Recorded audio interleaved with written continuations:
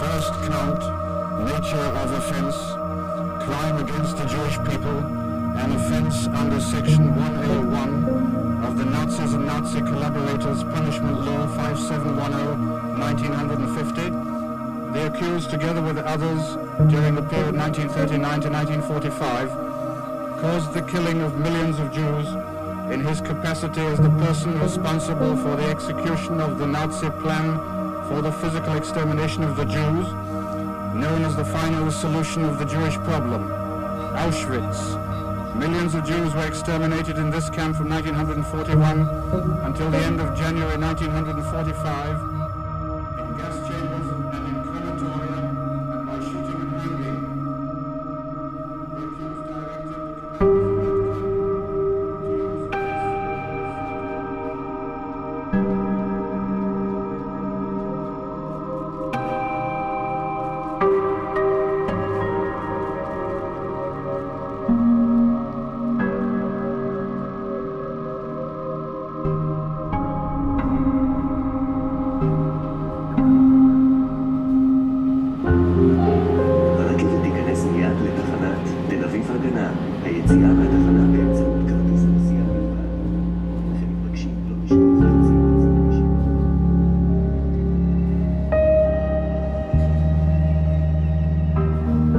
Skygger har fyldt meget af mit liv. Jeg har altid haft en indre kamp mellem mørket og lyset. En tilbagevendende påmindelse om tab, men også et ønske om at komme videre. Jeg er taget til Israel for at undersøge, om det er muligt for et folk at frigøre sig fra en smertefuld fortid. Kan skyggerne efter holocaust brydes? Griber denne arv ind i den enkeltes liv og i hele landets fremtid? Og er skyggerne en forhindring for fred? So you don't have any Arab friends? No. Thanks God, no. The Palestinians, it's not good people. The Palestinians don't want to make peace with the Israeli. They want to kill all the Israeli.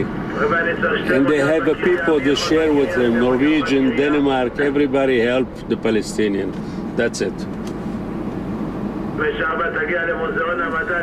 Now I'm going to tell you something. Next 5, 6, 7 years, 20 years, they're going to be not Denmark, they're going to be a Denmark like an Arab. Sweden going to be Arab, Norwegian Arab, Denmark, all of them. In France too. Never mind. Next 10 years from now, you don't listen, don't hear Denmark, this language. You hear only Arab, Muslim.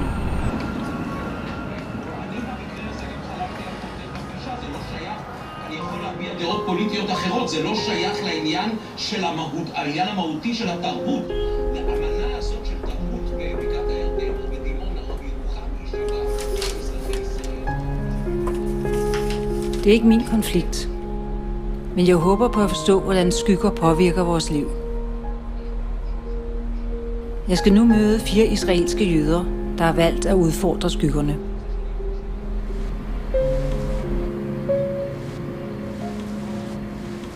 Ikke noget specielt spændende baggrund. Nej. Men måske skal vi tage bøgerne som baggrund. Yeah. Eller?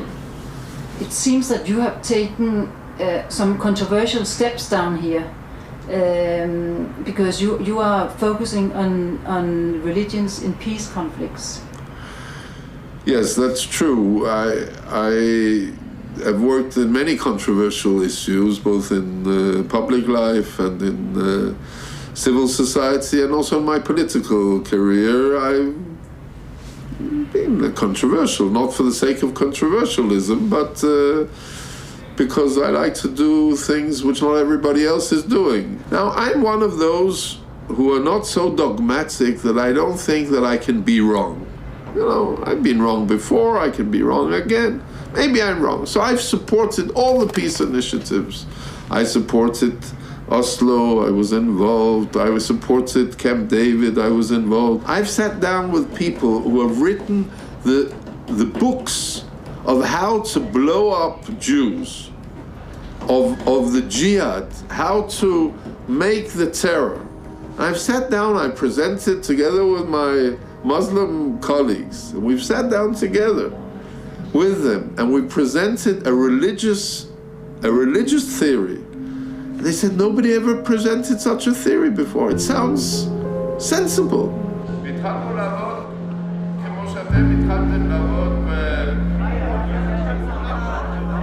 I've talked to more than any other person in this area.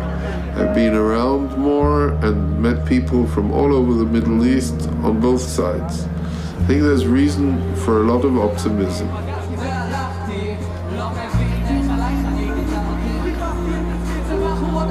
שלום לכולכם. אני באתי פה להגיד שיש פסוק אחד בתורה שאני אוהב יותר מכל הפסוקים. הפסוק אומר, ונתתי שלום בארץ ושכבתם ואין מחריד. שהכן אללה מבטיח שיש שלום בארץ. You look perfect. My idea was that I wanted to see if it is possible to break the shadows. You know, I raised the question, how do you do that? I think you can do that, but you really need to apply yourself to that. Is it possible here and now in Israel? You know, I can give you an example of how impossible it might be in Israel, but on the other hand, how the only place in the world where we can disperse the shadows, maybe not break them, but maybe disperse them, is in Israel. Adults, in the very classical analytical sense, have become vessels for their parents' wishes and fears. And we must remember that there's also this underlying assumption for many of the first generation that their children will recreate something of what has been lost. So it's very complex. They have to stand in for someone who died, or sometimes for many people who died. They have to recreate a future which their parents never had a chance to recreate. So with all that burden, how freely can you live your life?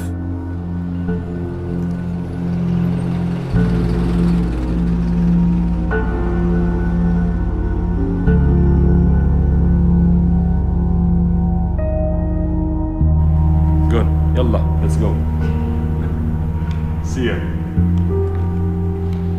When we were a minority, when we were persecuted, a second dear, okay? Just a second. Yeah, of course. Hello? כן.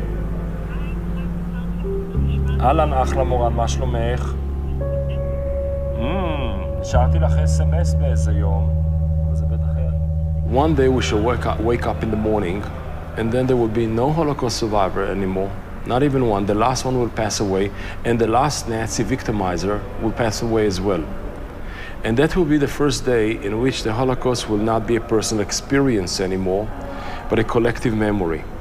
And I would like to struggle over the strategy of the memory. What is it? Did the Holocaust happen to me only, to Jews only, by Germans or collaborators only? Or is it a human phenomena that happened this time to Jews by Germans, but could happen to every other nation? And of course, my argument is that the Holocaust is a universalist, should be our contribution to the universal understanding of better humanity, not just for more protection and more shielded Israel and more paranoid one. And the third element is a very painful one, which angered a lot of people here.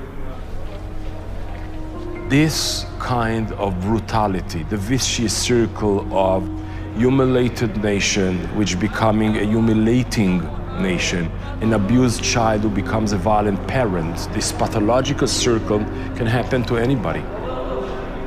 And whatever happens to Israel in the last couple of years is dangerous, is problematic, is not moral vis-a-vis the occupation, vis-a-vis the Israeli Palestinians, vis-a-vis the erosion of the democratic space. It's dangerous. We are not exposed enough to anti-Semitism. There is a mix-up between anti-Semitism and anti-Israelism. Somehow, the state of Israel has become the face of Judaism. The Holocaust in many ways is the omnipresence. It's always here. I mean, you open the paper at the sports section, you have something about the Holocaust. You open it at the arts section, you have something about the Second World War. It's always here. It's like an oxygen on the air that, as if you don't see it, but you cannot without it.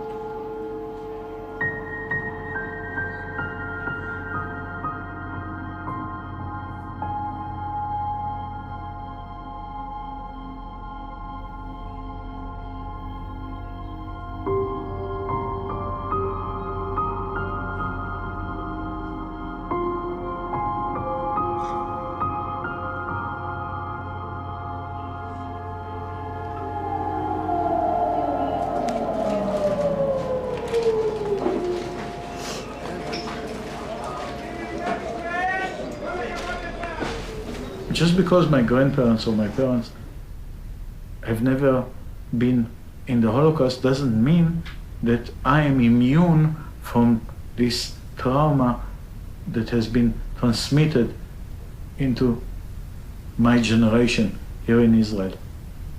And the second thing I think is, which is sort of a classical, is what we call secondary traumatization. Many people who work in the mental health profession, but other physicians as well, can be what we call secondarily traumatized by working with people who have experienced severe life-threatening traumas. So if you work with Holocaust survivors long enough, you can earn the badge of a second generation. So I've become one. I was not born one, I didn't grow up one, I probably became one.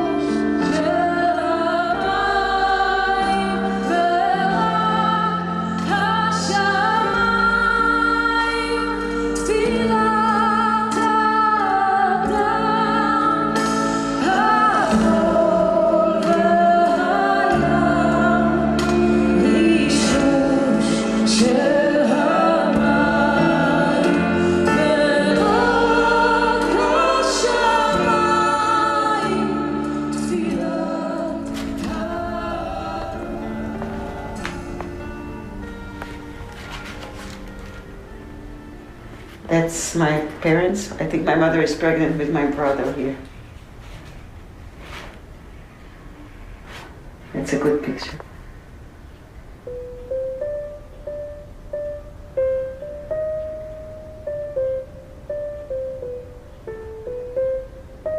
My mother's parents, which are also my grandparents, two of the children here, almost everybody here except my father and his brother.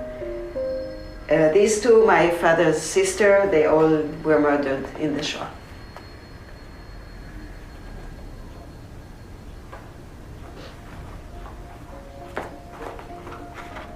that is, I don't even know where that is and what that is. No, that's from forced labor. That's not a good picture for you. So the shadows are there. The sadness is there. But it's not a compass by which you should measure your present and your future. The past has nothing to do with my existential decisions of today.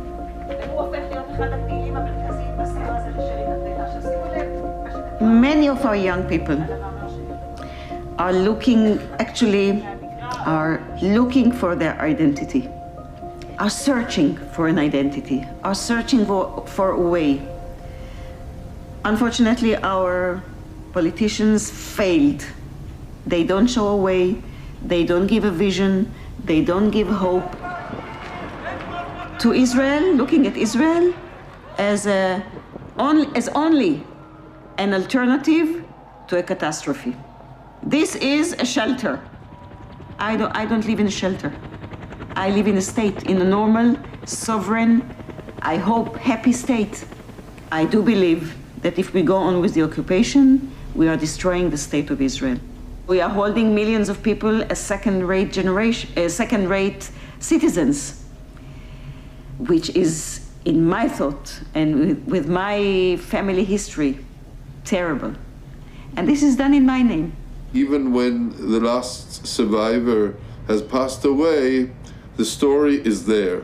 The story is strong, it is powerful, and the question is what we do with the story. Do we create from the story the lack of belief in humankind, which is one way of reading the story, that humankind is only evil and can never be up to anything good, which some people will read into the Holocaust?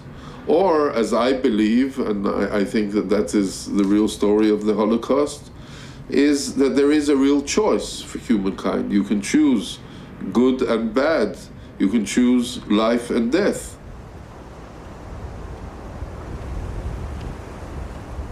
There's so much room. We have a beautiful, beautiful Jewish prayer. When we say that prayer, we go back 3 steps, figuratively. We go back 3 steps. And I think it means, when we go back 3 steps, it means that in order to make peace, you have to withdraw and leave place for the other. Because you can't expect God to intervene and help us making peace if you're not willing to withdraw. Sometimes it means withdrawing from territory, but sometimes it also means just withdrawing and leaving place for peace.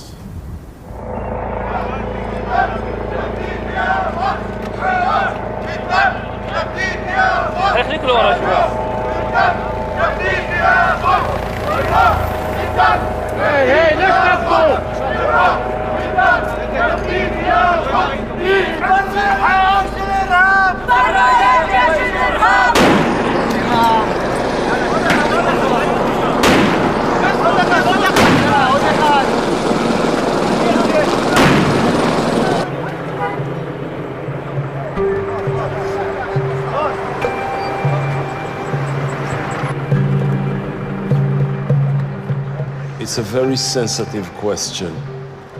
Were the Jews victims in the past? The answer is yes. Is there still a needless hatred of Jews around the world? The answer is yes. Does that mean that we have unlimited credit in the bank of morality, in the bank of politics, to say we can do everything we want because we once were victims? The answer is no. Does this legitimize us to become victimizers? The answer is no. And you cannot justify the denial of rights of so many people, so many millions of people for so many years, because once we had a Holocaust.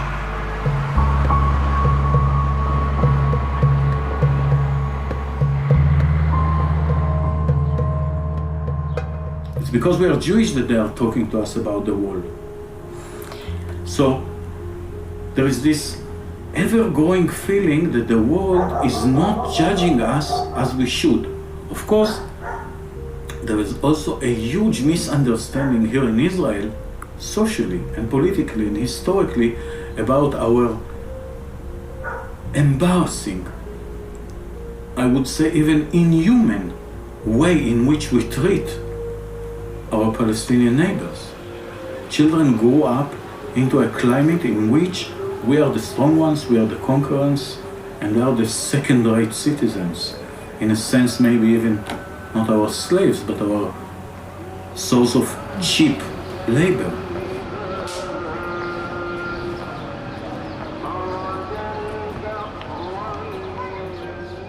We not only treat them badly, they are also the people who might kill us. So there is this underlying excuse for treating them badly.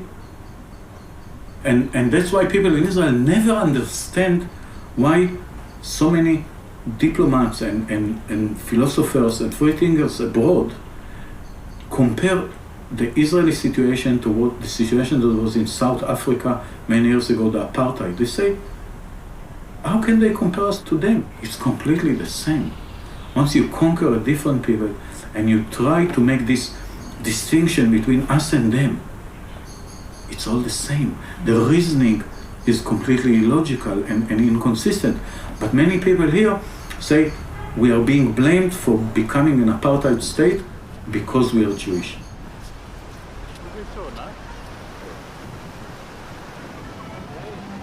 We have created what we have always said that we wish never to be experiencing again. We have created a ghetto, but we call it the State of Israel.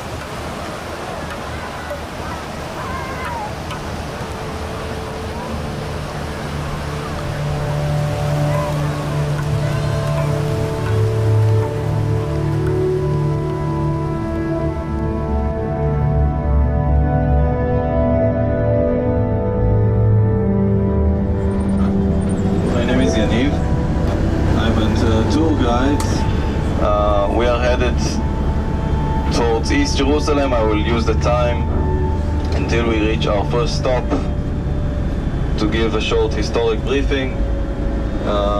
This is a driving tour mostly. We'll spend most of the time on the bus and some time standing in several viewpoints. This place might, for most Israelis, might as well be on the moon. Jewish Jerusalemites or Israelis have no idea what this place looks like. And people need to stock water in black tanks on the rooftops because there are water shortage. And the fact that they need new sewage lines in many of these neighborhoods, and that there are no sidewalks and it's not safe to walk down the streets, and that there are not enough schools. Every aspect of the everyday life here suffering from neglect of many, many years.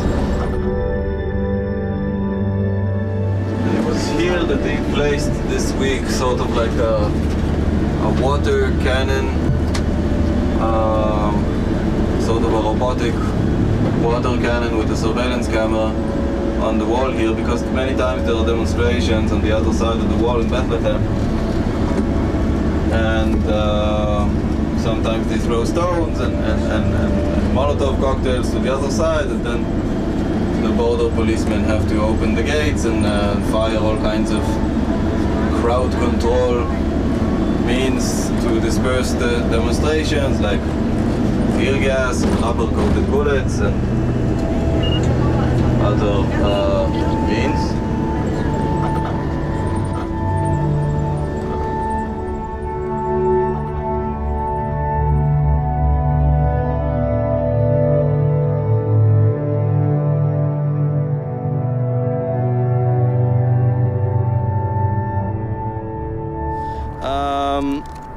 Now, this is the tough security reality that got Israeli government to also decide to build a physical barrier between Israel and the West Bank. Closer to us here is the separation barrier, again in two forms. Closer to us, it's an electronic fence or a configuration of an electronic fence and a patrol road and a dirt road, where this is too wide of an obstacle to use in urban areas. They use what you see in the farther part, which is an 8-meter high concrete wall made of slabs put together and laced with watchtowers and surveillance cameras.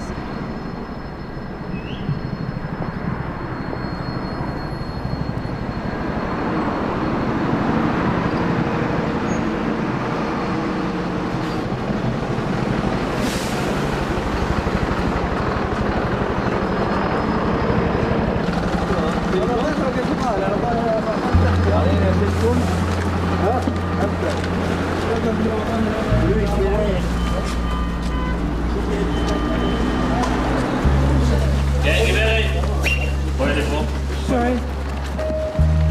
What's the matter?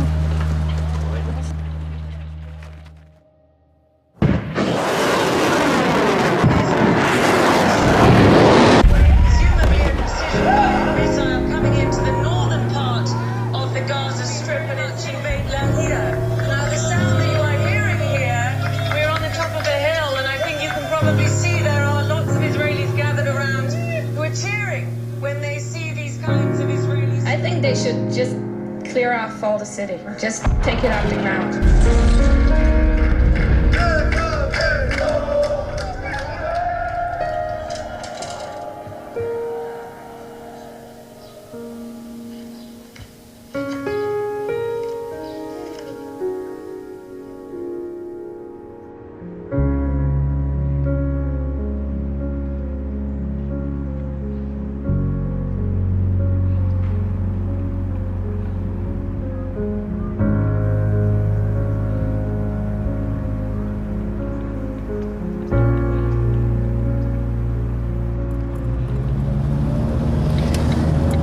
For the end of the Ramadan, there is the Muslim people can invite the Jews home for dinner.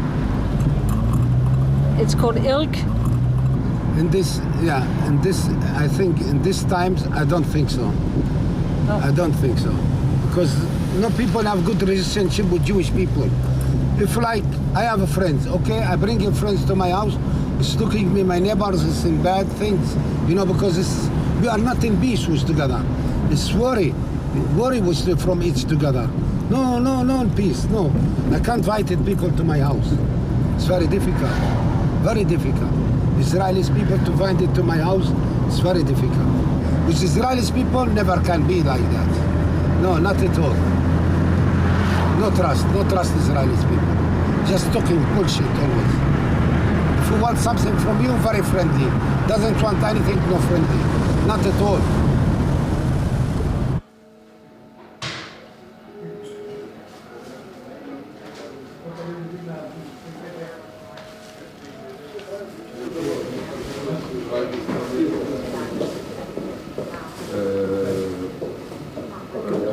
One second.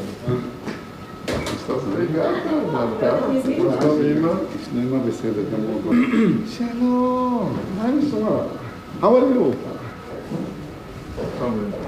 Tak.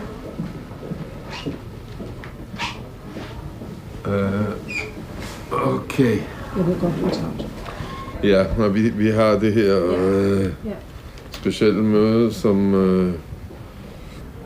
er lidt specielt nu, fordi det er efter den her forfærdelige krig, som vi har haft her de sidste par måneder, og han, som jeg sad med nu, han har vi fået ud fra Gaza. Han er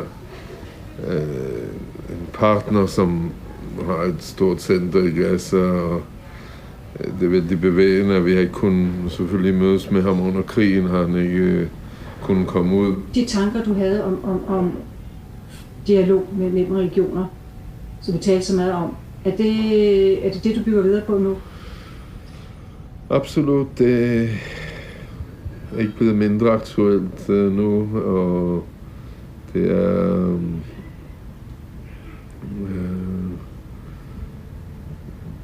det er måske mere vanskeligt, fordi folk har svært ved at lytte, når de er bange og har siddet i beskyttelsesrum i flere måneder og bomber og krig. Og på den anden side, efter krig, så må man lave fred, og også erfaring fra Europa. Altså, Europa har også levet i krig i århundreder, og lever nu i fred sammen inden for de forskellige lande, og mellem de forskellige lande, og det, at man har prøvet nogle gange at lave fred og ikke lykkes, det er ikke nogen tegn eller bevis på, at man ikke skal kunne lykkes her. Jeg ved ikke, hvorfor folk tror, at det, som er muligt andre steder i verden, er umuligt at gøre her.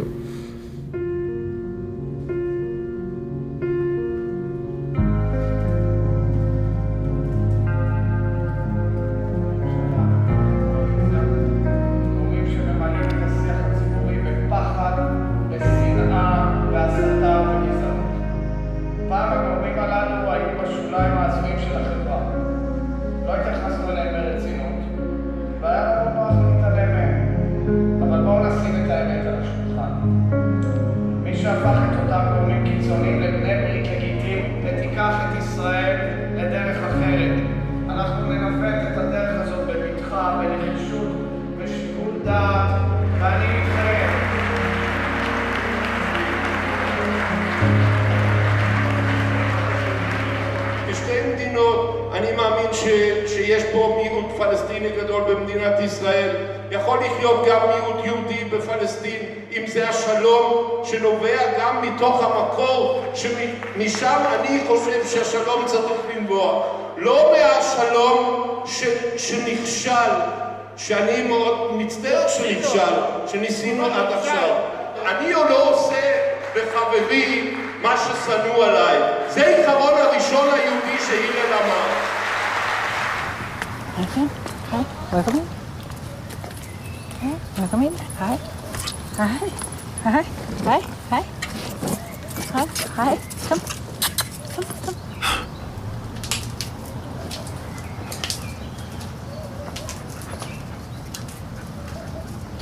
I'm sorry about the balagan, but we are leaving, as you know. Yeah, I know. You are. Why are you leaving now? What's happening? Anyway, why are we leaving? For the foreseeable future, the state is going in a direction which is completely liberal, antisocial, with a lot of cynicism. Freedom of speech has been compromised significantly in Israel. There is no process in the foreseeable future.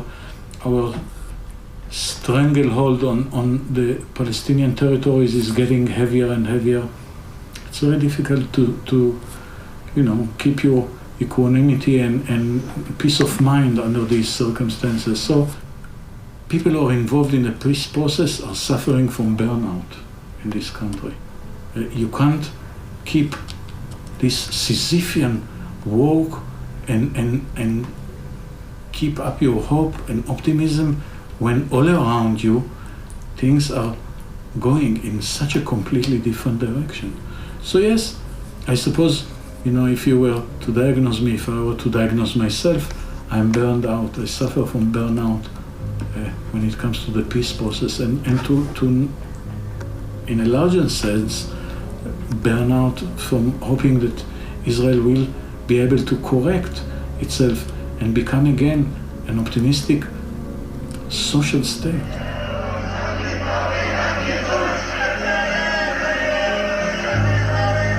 I come here because I live in Jerusalem and I am in shock and enraged about what is happening here.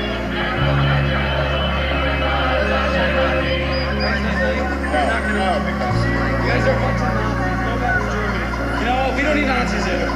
You hear that? Nazi. A Jew, a religious Jew calling another Jew a Nazi. That's the way they react. Nazi. That's a word that Jews don't get.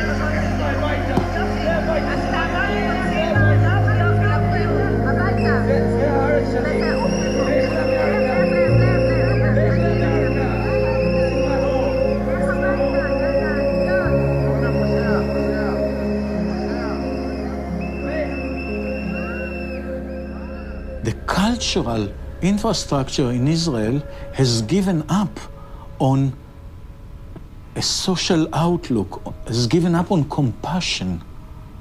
The war has brought out the operation, we are not allowed to say the word, the operation, the military operation, has brought out the inner workings of our society, and it is a dark and sad inner world in which social values are out of the window. There's only we and them. Them are good for nothing.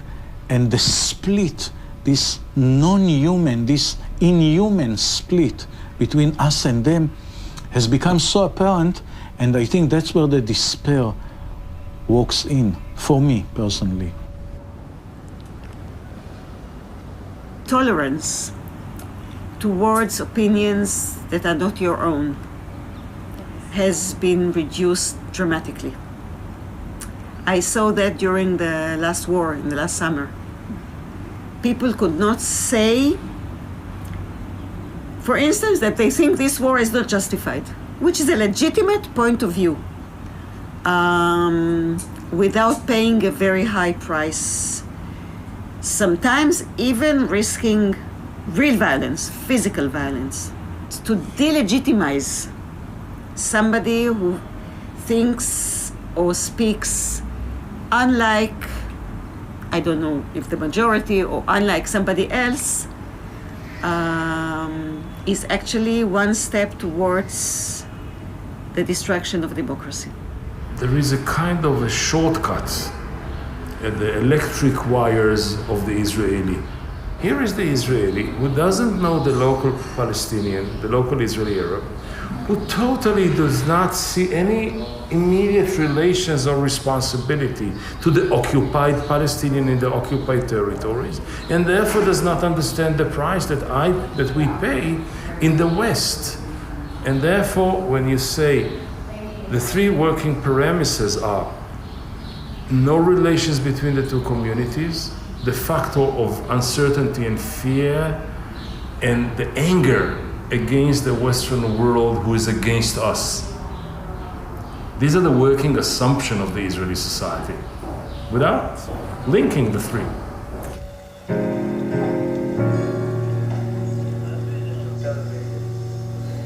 Again, the Jewish community here in Moscow was attacked, and after the bombing of the synagogue and trying to burn down another synagogue here in Moscow, we've seen again the hands of vandalism in the city.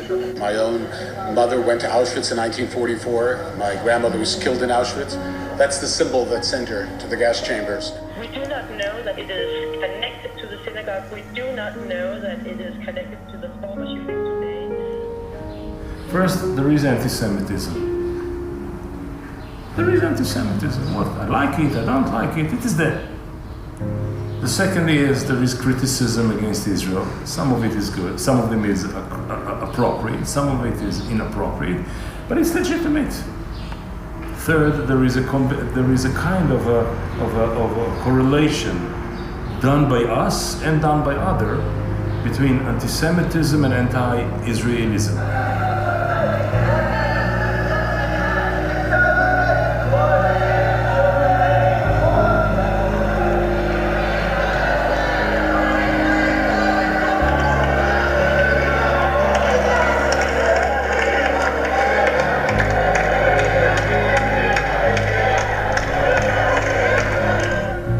Basic process that we are seeing in Europe and in other places, but mainly in Europe, is the re-emergence of your very basic core anti-Semitism, and they are just putting on the veneer that we are anti-Israeli policies. It's a great way to recreate anti-Semitism. Is that true? Am I paranoid? Who knows? Time will tell.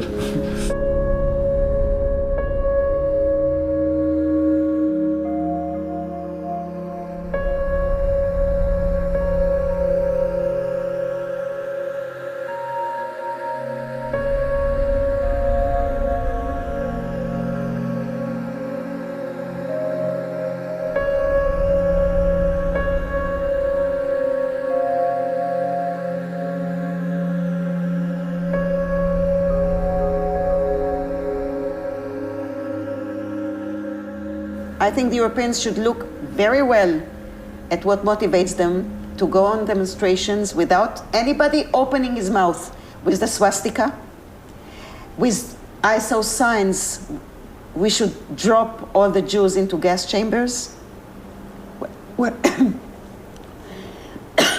This makes me really excited. After all, my mother is from Auschwitz, and all my family was killed in Auschwitz. And when 70 years later, I see such a thing in Europe of today, I think somebody had to open his mouth and say something. I didn't see anybody, not in the Guardian, not in the German press, not in the Scandinavian press. It worries me a lot, and it tells me, and then I saw a sign, not once, many times, the Jewish state should be exterminated. Is there any other state in the world where on demonstrations people are calling for its extermination? No, only the Jewish state.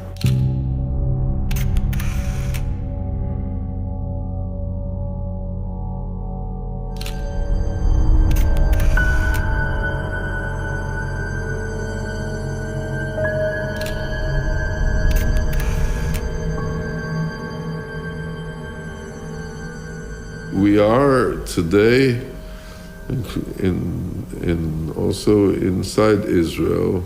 I don't remember, and I have some memory still left. I don't remember such a low point where both the Jews and Arabs are afraid in Israel.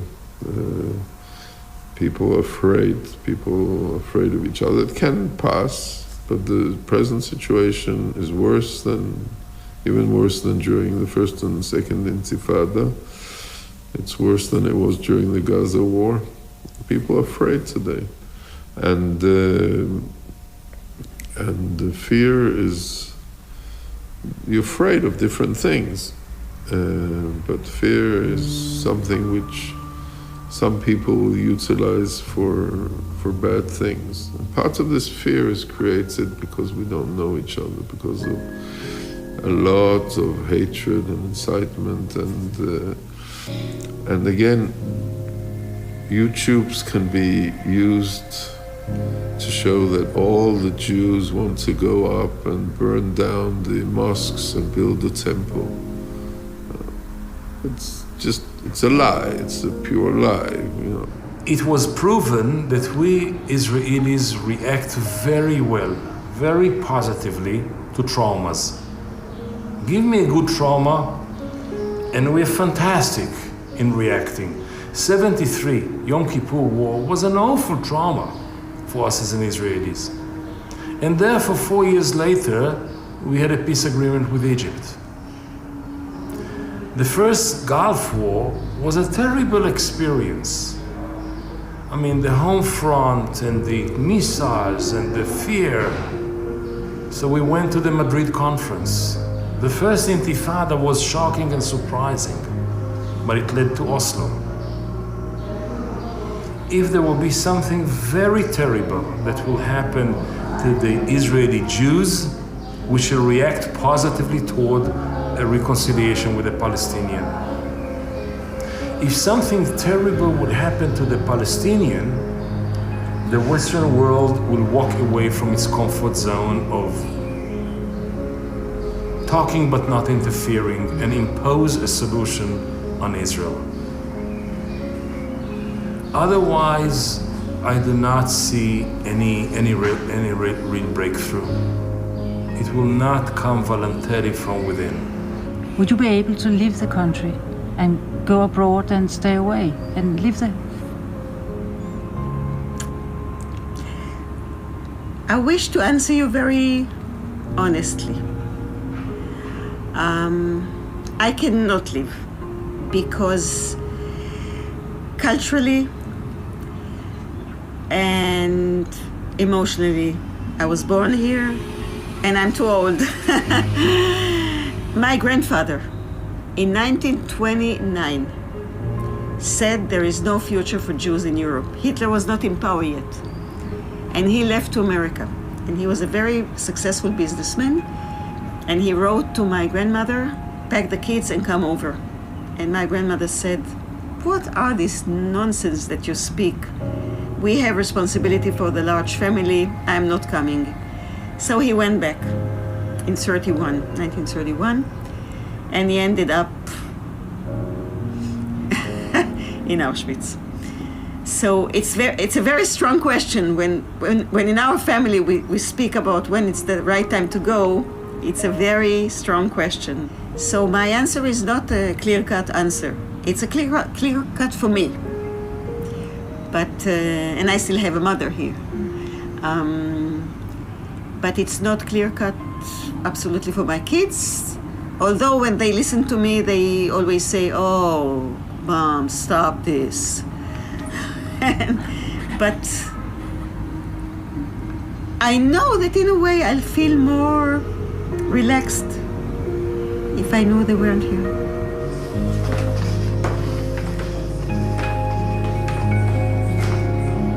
Thank you. And goodbye. Have a safe trip. Thank you very much. Bye. Bye. Bye.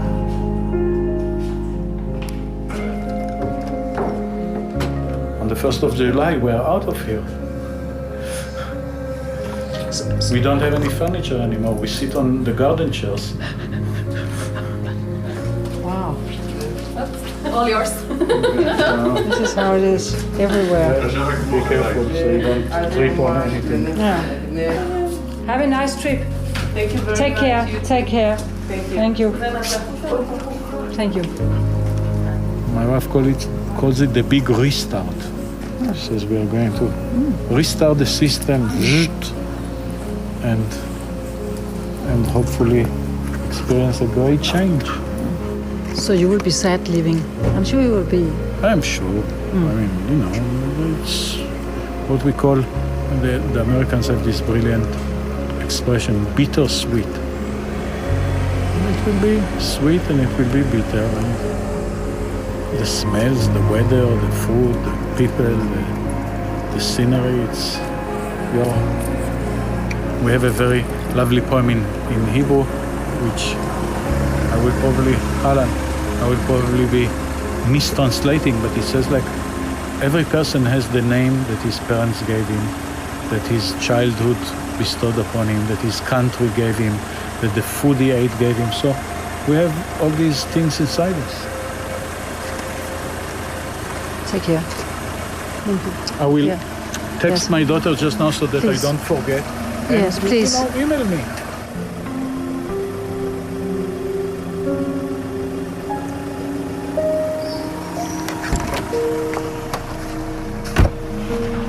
So, Ben Yehuda Street, 35? Yes, please.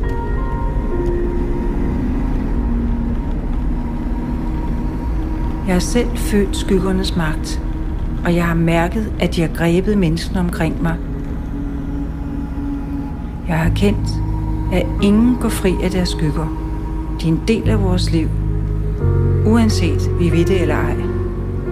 Men det kræver mod at se skyggerne i øjnene. Og det kræver mod at bryde dem.